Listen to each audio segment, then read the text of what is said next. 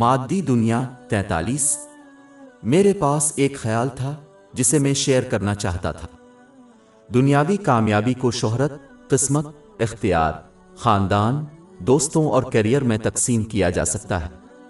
یہ سمجھنا ضروری ہے کہ اگرچہ دنیاوی کامیابی کے لیے کوشش کرنا اور حاصل کرنا حرام نہیں ہے، لیکن انسان کو یہ سمجھنا چاہیے کہ دنیاوی کامیابی لوگوں کو آزمائش کے طور پر دی جاتی۔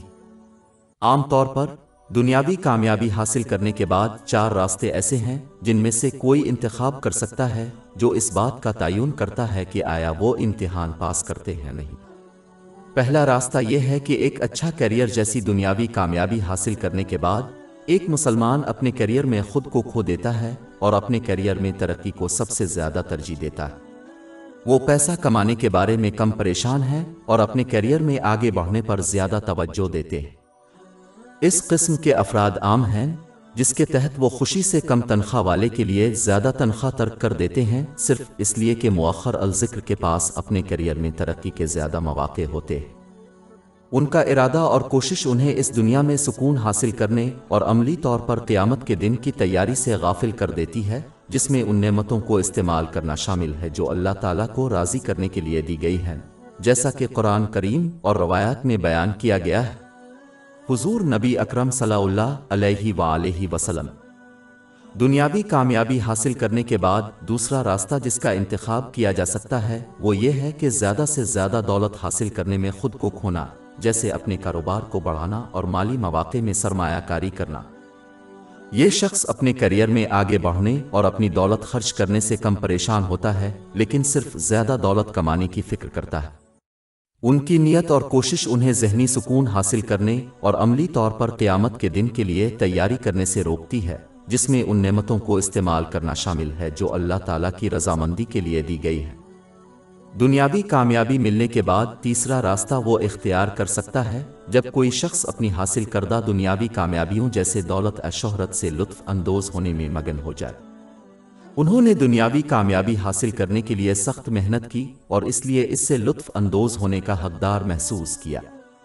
یہ لوگ زیادہ دولت کمانے اور اپنے کیریئر میں آگے بڑھنے سے کم پریشان ہوتے ہیں اور اس کے بجائے صرف اپنے اب سے لطف اندوز ہونے کی فکر کرتے ہیں، اور اس وجہ سے تفریح اور گیمز جیسے چھٹیوں پر جانا اور پارٹیوں میں شرکت کرنا۔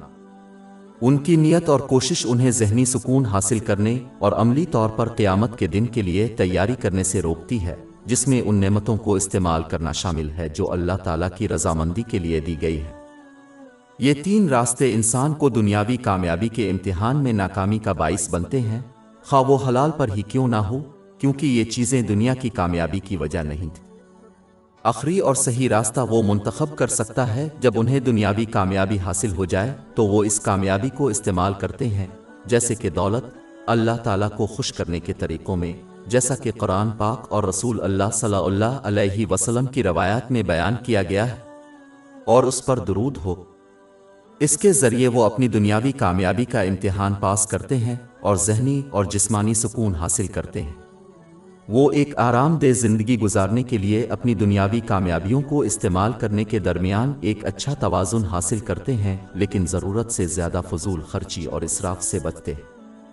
اس کا مطلب یہ نہیں ہے کہ کوئی دنیاوی کامیابی سے لطف اندوز نہیں ہو سکتا، بلکہ اس کا مطلب یہ ہے کہ کامیابی اعتدال کے ساتھ اس سے لطف اندوز ہونے میں مضمر ہے، تاکہ انسان ذہنی سکون حاصل کرنے اور عملاً روزن حشر کی تیاری میں مشغول نہ ہو، جس میں دنیا کی عطا کردہ نعمتوں کو استعمال کرنا شامل ہے اللہ تعالیٰ کو راضی کرنے کے طریقوں سے۔ یہ تب ہی ممکن ہے جب کوئی قرآن پاک اور نبی کریم صلی اللہ علیہ وسلم کی سنتوں کو سیکھے اور اس پر عمل کرے۔